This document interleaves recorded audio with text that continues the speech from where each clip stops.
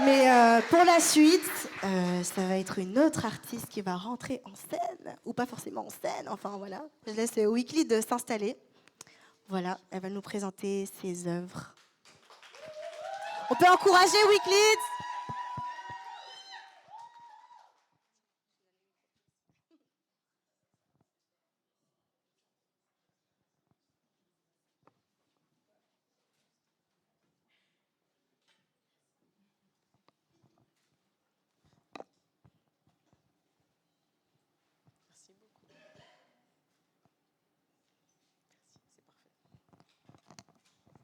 Bonsoir à tous. Alors, que dire? Bon, déjà, premièrement, merci Jessie pour l'opportunité. Vraiment, je suis très contente d'être là ce soir. Et je suis encore plus contente d'être là avec vous. J'ai pas mal de visages que je connais. Donc, j'ai un peu l'impression d'être à la maison. Et en plus, on est accueillis dans un endroit super sympa. Donc, que demander de plus? Alors, je vais me présenter. Je m'appelle Wicklid Edmond. J'ai 31 ans. Je suis mariée et à ce jeune homme là qui est assis devant. Et je suis architecte, décoratrice d'intérieur et artiste peintre. Aujourd'hui, je vais vous parler de mon art, de ma peinture. Tout a commencé quand j'avais 10 ans, en CM1, CM2, on va dire. Un jour, mon père dessinait, il dessinait un oiseau et il le dessinait super bien. En le regardant dessiner, je lui ai demandé comment t'as appris. Il m'a dit j'ai jamais appris, je sais faire ça, tout simplement. Donc j'ai compris qu'il était autodidacte. Et à partir de cet instant, je me suis dit si mon père sait dessiner aussi bien naturellement, moi, étant sa fille, je sais dessiner en fait.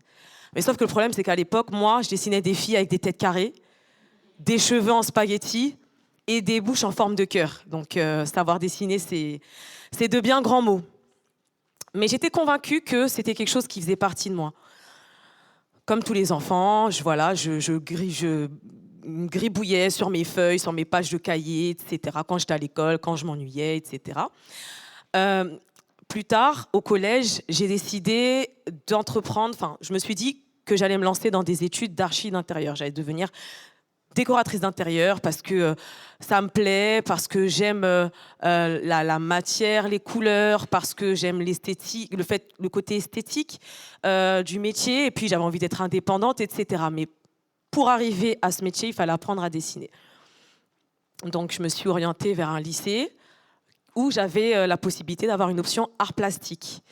Ce qui s'est passé, c'est que c'était à ce moment-là, en fait, quand j'ai commencé cette option art plastique, que j'ai reçu ma première douche froide. Mon prof était intransigeant. Les premiers cours, mais il m'a plié en deux. C'est-à-dire que je suis arrivée avec mes dessins, toute fière, sur mes pages de cahier à carreaux. Et la question qu'il me pose, c'est pourquoi tu dessines sur une page à carreaux? Je lui dis, parce que j'avais envie. Il dit, oui, mais en fait, tu es censé pouvoir l'expliquer. Je comprends pas. Il insiste. Je me dis, mais ça ressemble à du harcèlement, là, en fait. Lâche-moi, j'avais envie de décider. C'était ce qui s'est présenté à moi. Une page à carreaux, concentre-toi sur mon dessin, point. Et en fait, ce prof, ça a été la personne qui m'a vraiment introduite dans ce que je peux faire aujourd'hui. C'est-à-dire qu'il m'a appris à dessiner ce que je vois. Il était très exigeant, il était très intransigeant, alors que c'était qu'une option. Je me disais, tu te la racontes un peu, c'est qu'une option. Là, si j'ai envie, je viens plus. Donc doucement. Mais en vrai, ce qu'il voulait me faire comprendre au travers de la page à carreaux, c'est que lorsque tu dessines, il faut que ce soit intentionnel. La page que tu vas choisir, les couleurs que tu vas choisir, tout doit être pensé. Rien ne doit être laissé au hasard. Il m'a appris à dessiner et à respecter les proportions, à représenter le corps humain. Et surtout, il m'a introduit à la peinture à l'huile, plus précisément. J'ai commencé à aimer cette matière au-delà du fait que ça comptait pour le bac. Par la suite, dans mes études supérieures, j'ai vraiment appris à dessiner lors de cours de modèles vivants, à dessiner des personnes nues, Je sais, ça fait un peu bizarre, mais vous inquiétez pas. On s'habitue à un moment donné, on regarde même plus la personne. Mais en fait, c'est ce parcours qui m'a permis d'avoir une approche avec l'être humain, avec ce que je voyais, le plus proche possible de la réalité. Ce soir, je vous présente 2 œuvres à moi qui me tiennent à cœur. Alors, comme vous le voyez, ce sont des œuvres ce sont des portraits de femmes. Pourquoi la femme? Parce que je trouve que, en termes de beauté, alors je n'ai rien contre les hommes, hein, je ne dis pas que les hommes ne sont pas beaux, mais c'est plus attirant au niveau de l'œil de représenter un visage féminin, pour ma part, qu'un visage masculin. Donc c'est simplement pour ça que je vous présente des portraits féminins, parce que c'est vrai que c'est quelque chose que je reproduis assez fréquemment. Et ces portraits sont différents, même si ils traitent, ça représente des femmes. En quoi ils sont différents? Celui-ci est plutôt pas mal coloré et celui-là est plutôt dans des teintes neutres qui font plus penser à la chair humaine, à la chair qu'on voit dans la réalité. Et au-delà de ça, dans la manière, dans le processus que j'ai utilisé pour les réaliser, celui-ci il a été réalisé au couteau.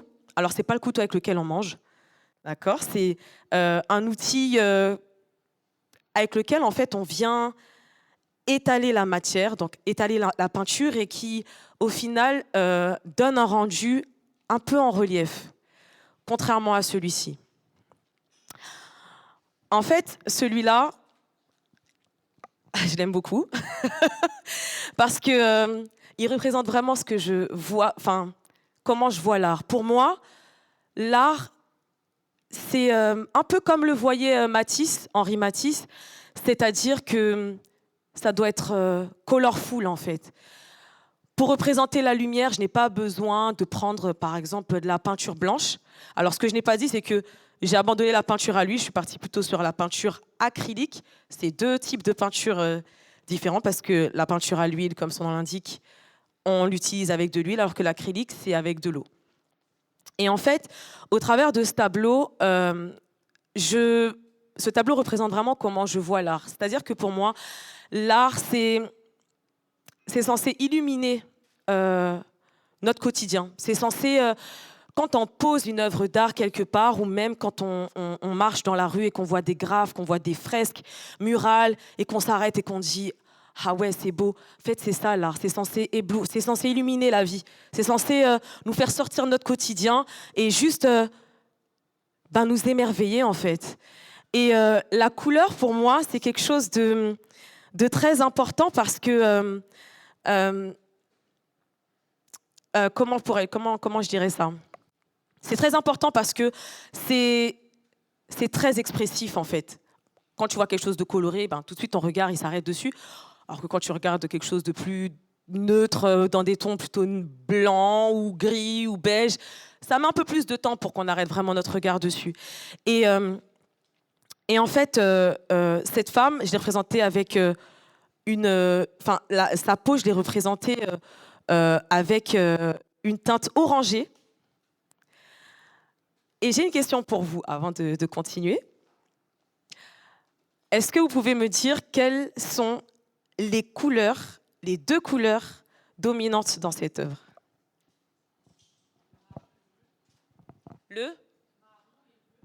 Le marron et le bleu, ok. Non, c'est pas ça.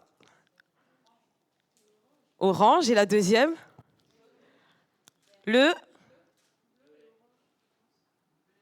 violet, exactement. En fait, le fond, c'est du violet. Et la peau, c'est du orange. En fait, je ne sais pas si vous savez à quelle catégorie de couleurs appartiennent l'orange et le violet. C'est un peu les cours d'art plastique de quand on était enfant. Non? Ça appartient à la catégorie des couleurs complémentaires. C'est-à-dire que l'orange et le violet, ce sont des couleurs qu'on crée à partir des couleurs primaires. L'orange, c'est un mélange de jaune et de... Le violet, c'est un mélange de bleu et de rouge. Le bleu et le jaune, ça fait du vert. Et on a cette troisième couleur complémentaire ici. Et en fait, j'ai composé mon tableau à partir de ces deux couleurs-là. Et à partir de, du orange et du violet, je suis venue... j'ai fait un mélange, en fait, c'est ce qu'on appelle ternir la couleur. J'ai terni la couleur orange en la mélangeant avec du violet pour représenter les zones d'ombre. Donc, je ne suis pas venue prendre du marron et foncé, non. J'ai voulu aller fusionner, mélanger les deux couleurs et voir ce que ça allait donner. Puis, il y a cette forme particulière qu'on voit sur le portrait qui est une forme aussi que j'ai développée avec le temps. Et c'est une forme en spirale. Pourquoi la spirale? La spirale, elle est venue pendant mes moments de flottement où je m'ennuyais et que j'avais envie de gribouiller. En fait, je me suis rendu compte que j'ai commencé à faire des spirales de manière comme ça, de manière spontanée. Et en fait, cette spirale, j'ai commencé à la faire grandir sur des toiles un peu plus grandes et à venir la remplir de couleurs. Et en fait, je me suis rendu compte que ça voulait dire quelque chose. J'aime beaucoup la psychologie. Je me suis penchée dessus. Je me suis dit, pourquoi est-ce que je remplis des spirales de couleurs? Pourquoi? Et bien, tout simplement parce que j'aime le fait que les contours de ma spirale représentent des limites, un paramètre dans lequel je peux faire ce que je veux. Ce que je veux dire par là, c'est que ce que je raconte depuis tout à l'heure, c'est que l'art, c'est vraiment étroitement lié à qui on est. C'est-à-dire que mon vécu est étroitement influence de manière directe ce que je vais produire, ce que je vais réaliser. Et ce qui est encore plus intéressant, c'est que ça l'influence de manière inconsciente. C'est-à-dire qu'on peut se mettre à dessiner quelque chose sans comprendre pourquoi. Mais en vrai, ça ne veut pas dire que ça ne veut rien dire. C'est étroitement lié à notre enfance, à quelque chose qu'on a aimé, quelque chose qu'on aimerait représenter. Et c'est ça qui est bien avec l'art, c'est qu'on peut toujours aller l'analyser, aller plus profondément, chercher à comprendre l'artiste. Parce que, je vous donne un exemple, Picasso, moi je me disais, mais c'est un peintre qui fait des peintures d'enfants, en fait. Mais en grandissant et en développant ma manière de voir l'art, j'ai compris qu'on ne peut pas comprendre une œuvre si on ne connaît pas l'artiste. On ne peut pas comprendre ce qu'on voit si on ne cherche pas à savoir pourquoi en fait l'artiste a cherché à représenter ça. Qu'est-ce que ça signifie pour lui? Qu'est-ce que ça représente pour lui? Qu'est-ce que ça parle en fait de sa vie? Et l'art est aussi expérimental. L'art est surtout expérimental. On ne peut pas s'arrêter, ça c'est ce que je crois, on ne peut pas s'arrêter à un stade, à un niveau dans l'art et se dire ça y est, là je pense que je peux m'arrêter là et puis je vais continuer à faire la même chose encore et encore. L'art, c'est vivant. Autant nous on est vivant, l'art c'est vivant et ça se vit vraiment. Et du coup je me suis lancée dans cette petite expérimentation. Je me suis dit, tiens, où est-ce que ça va m'emmener d'utiliser la peinture comme matière, mais en l'étalant, pas en la fluidifiant avec de l'eau, mais en venant comme ça l'étaler sur ma toile avec un couteau. Et du coup, ça a donné ça, ce côté un peu imparfait, parce qu'on voit qu'il y a des reliefs, on voit que la surface n'est pas lisse, mais en même temps, on arrive à voir quelque chose, on arrive à identifier quelque chose. Et en fait, je vous assure que quand j'ai commencé, je me suis dit, oula, où est-ce que ça va m'emmener? Parce que c'est pas du tout ce que j'ai l'habitude de faire. Mais au final, et c'est ça que j'aime vraiment, lorsque surtout je fais des portraits, c'est que j'ai vraiment l'impression, alors vous allez me dire, je vais peut-être pousser le truc, mais c'est vraiment ma réalité, c'est que j'ai l'impression de comprendre comment Dieu a pu créer en fait l'être humain. C'est-à-dire que je vois cette chose qui se dessine au fur et à mesure, qui prend forme. Et je me dis, waouh, au début, c'était le chaos, c'était rien en fait. Mais les gens ne réalisent pas, avant de voir ça, d'où j'étais partie. C'est-à-dire que si vous aviez vu le début, vous auriez dit, ah ouais, mais meuf, je sais pas ce que tu vas faire, mais bon courage en fait. Mais ma persévérance et mon acharnement à vouloir finir mon œuvre l'amène finalement à un aboutissement. Et c'est ça qui est beau, en fait. Donc, voilà, c'était tout pour moi.